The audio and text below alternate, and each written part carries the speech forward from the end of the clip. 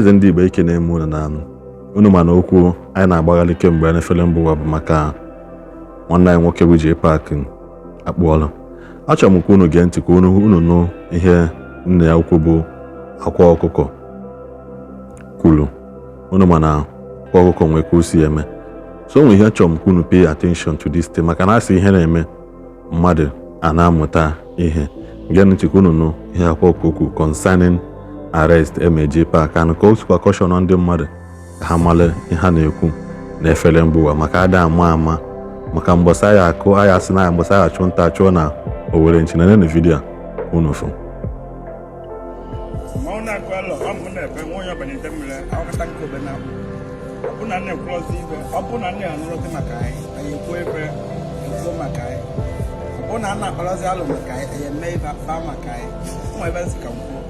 Before kwuo maka mmadụ dị sure ibe abụ ị na-ekwu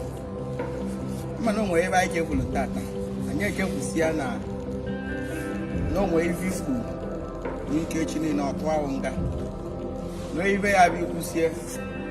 ilu ọ na-ekwu okwu amụgharị gị amụ nwanne echeta n'ọkpọka ya before ikwu okwu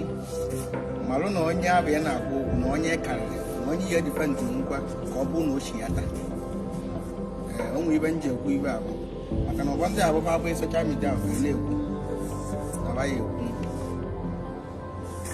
mana onwe ike onye abịa na-agba ọsọ ya echeta ma na ajọ okwu mmadụ gwara mmadụ na asọt na-eche nga ihe dị ahụ ka ọ dị mmadụ ịma mmadụ ọga na nkịta na-echekwara ya nga so be careful mara ụdị okwu ị na-ekwu n'okwu tọọ ekwu n'okwu na-eri ya agbanwe onye a chekwa na ịkarịrị onye ahụ ike fuga amụchi ya taa with too much force o nwere ike ohi iti ewu ọdụ ka ebe trela riri onye meshin elu ọ bụrụ ịmụ ọgaranya ọla bụ isi na ọkeda ebe ya alalụla dị maka ama na ya alalụ na onye polisi chọtara na alalụ n'ọnọdụ ọnwa ọ na-emetara ntị alụ maka na polisi chọta ịlalụ ebe ahụ agwa na polisi chọtara na ya adịghị na-achọtakwa ọzọ na iwe lalụ ebe ahụ ma ọgụ chọrọ ije selụ so na onye polisi chọtara na alalụlọ n'ụlọ o ya metara ahụ maka na ibe megide polisi ji chọtara agụ obere ife okwu a dịka okwu dịka iwu mana itigbara ebe a na-ekele okwu mana mụ bụ iti mana iti mụ na swag na n'otu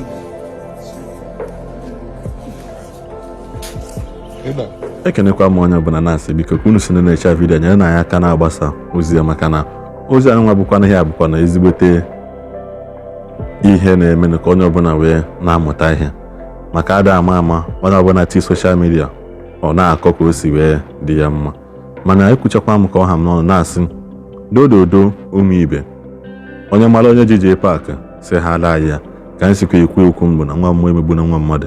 mmadụ emegbu na nwa mmụọ ka isi na-erecha vidiyo subscribe na this channel gbela notification ka isolu na-enweta notification mgbe ọbụla